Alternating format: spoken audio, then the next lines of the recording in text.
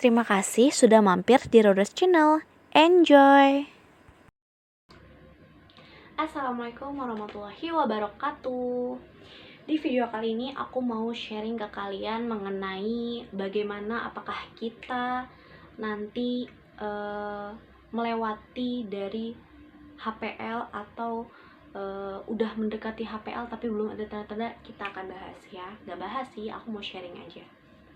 Tapi sebelum itu jangan lupa kalian like dan subscribe channel aku dan bunyiin loncengnya. Oke. Jadi di kelahiran anakku yang kedua ini, aku itu lahir di usia kandungan 41 minggu lewat 1 hari. Itu berarti udah 10 bulan bukan sih? Karena rata-rata orang tuh lahiran tuh dari 37 ya, 37, 38, 39 dan 40 tuh paling lama gitu. Tapi aku kemarin benar-benar lahir di usia kandungan 41 minggu lewat 1 hari. Bahkan ada yang lewat lebih dari itu, lebih dari aku kemarin. Ada yang 43 minggu, ada yang 44 minggu, ada. Banyak ceritanya. Tahu kan ya, HPL itu apa? HPL itu hari perkiraan lahir, bukan hari pasti lahir tuh, bukan ya. Gimana sih supaya kita tetap survive dan aman saat menunggu HPL atau melewati HPL? Aku akan sharing berdasarkan pengalaman aku di saat aku melahirkan anakku yang kedua gitu. Karena memang di kehamilanku yang kedua kemarin ini aku banyak belajar banget dari kehamilan aku yang pertama, termasuk bagaimana cara mengatasi saat kita sudah melewati HPL. Saya itu mesti konsultasi ke bidan atau ke dokter kalian yang biasa kalian buat kontrol tuh. Kalian mesti konsultasi dulu kalau misalkan memang kalian lewat dari HPL.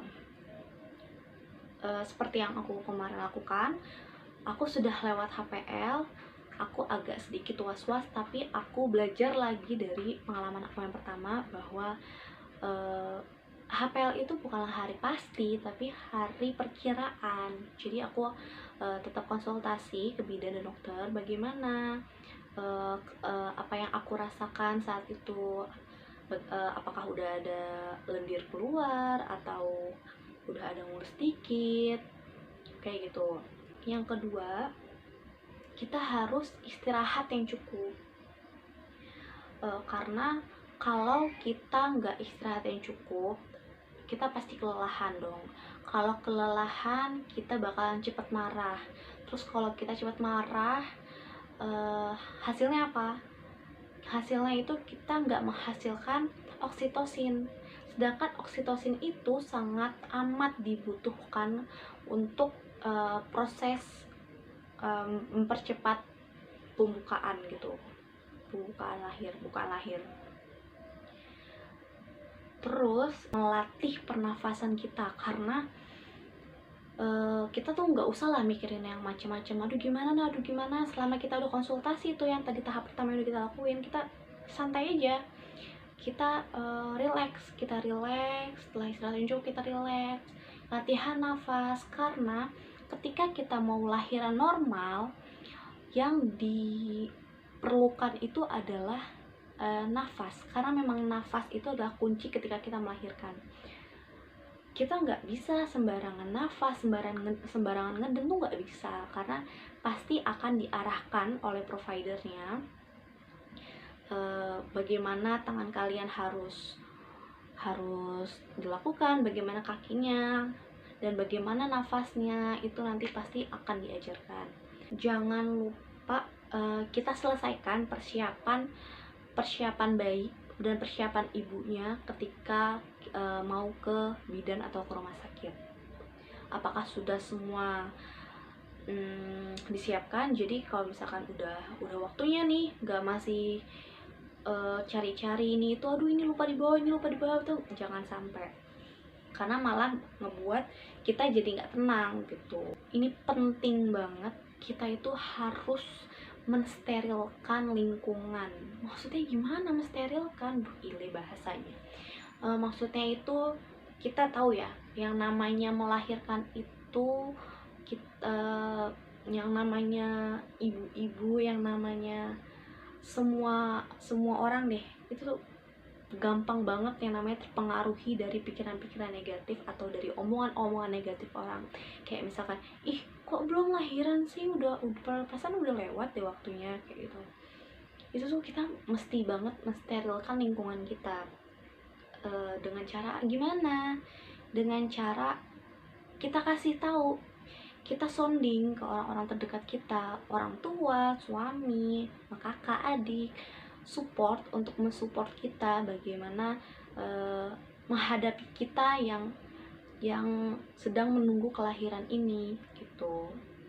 Jangan bilang ke mereka, kasih tahu baik-baik bahwa kita itu mesti banget selalu mempunyai pikiran yang positif, omongan-omongan yang positif. Jadi jangan sampai kalian mengeluarkan kata-kata kapan lahirannya, kok belum lahir-lahir, kayak gitu ya. Setelah itu kalian mesti amati dan observasi gerakan janin kalian. Jadi gini, ibu hamil itu harus bisa merasakan minimal 10 gerakan janin selama 12 jam atau 4 gerakan dalam 1 jam. Jadi jangan sampai kalau misalkan ada yang tanya, itu bayinya masih nendang-nendang gak, janinnya masih nendang-nendang gak? Ya nggak tahu, ya nggak bisa kayak gitu. Kalian ibunya tuh harus peka banget apakah dia masih menendang atau tidak gitu. Nikmati tanda persalinan. Apa aja tanda persalinannya? Kayak sakit panggul, sakit punggung, terus cairan vagina meningkat, itu merupakan tanda-tanda persalinan. Itu mesti banget disyukurin, mesti banget bersyukur, ya ampun, masya Allah. Karena apa? Karena yang pertama, maksudnya karena untuk kelahiran aku yang pertama, aku sama sekali nggak merasakan itu. Jadi benar-benar mesti dinikmati. Alhamdulillah tanda-tandanya sudah makin datang seperti itu. Selanjutnya adalah tetap sibuk. Tetap sibuk gimana maksudnya? Apa kalau tetap sibuk ya kita capek dong? Ya enggak gitu maksudnya tuh sibuk melakukan hobi kalian supaya kalian tetap senang, karena tujuan utamanya di sini adalah bagaimana oksitosin kalian keluar banyak gitu. Karena itu memang yang diperlukan untuk mempercepat proses jalan keluarnya ini janin. Sibuk jalan pagi, sibuk ngelakuin hobi, sibuk makan makanan yang banyak energinya, yang sekiranya membuat tenaga kita semakin kuat ketika nanti tiba-tiba kontraksi itu. Nextnya kita perlu banget minta bantuannya kepada siapapun yang dekat sama kalian, entah suami, entah sahabat, entah orang tua. Yang tujuannya itu minta bantuan tuh maksudnya buat kita cerita, biar kita sharing, kita lega gitu loh. Apa yang kita rasain gitu, apa yang kita cemaskan tuh tersalurkan, kita ceritakan ke orang lain supaya lega gitu. Karena jangan sampai kita kepikiran sendiri, cemas sendiri, yang ada kita bete, terus yang ada oksitosin yang gak keluar. Itu tuh jangan sampai ya, karena kita benar-benar mesti minta sharing gitu, sharing ke orang terdekat kalian. Dan juga yang terakhir adalah induksi alami. Kenapa mesti induksi alami? Ya daripada induksi dari dokter kan dengan induksi alami. Jadi tuh kemarin induksi alami yang aku lakuin tuh, aku selain power walk merupakan salah satu induksi alami ya, aku juga makan nanas. Bayangin, aku makan nanas tiap hari sampai blenger. Itu abang-abang yang jual nanas tuh sampai bingung, sampai nanya, karena kemarin kan aku lahiran mau mendekati lebaran nih. Nah jadi disangkain, Neng nanasnya buat bikin nastar ya, buat bikin selai ya? Enggak. Dan yang terakhir dan paling terakhir banget, jangan lupa kalian berdoa, minta yang terbaik sama Allah. Semoga kelancaran dalam melahirkan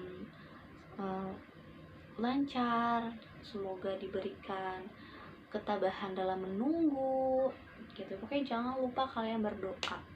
Jangan lupa di like, subscribe, dan share ke sosmed kalian. Thank you.